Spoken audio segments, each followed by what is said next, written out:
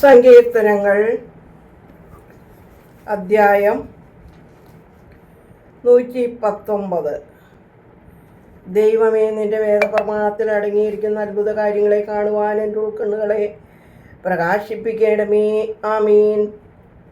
ഞാൻ എൻ്റെ ഞെരുക്കത്തിൽ കർത്താവിനെ വിളിച്ചു, താൻ എന്നോട് ഉത്തരമരുളി ചെയ്തു. കർത്താവ് ദുഷ്ടന്മാരുടെ അധരങ്ങളിൽ നിന്നും വഞ്ചകന്മാരുടെ നാവുകളിൽ നിന്നും എൻ്റെ പ്രാണനെ രക്ഷിച്ചു. വഞ്ചനയുള്ള നാവുകൾ നിനക്കെന്തു തരും?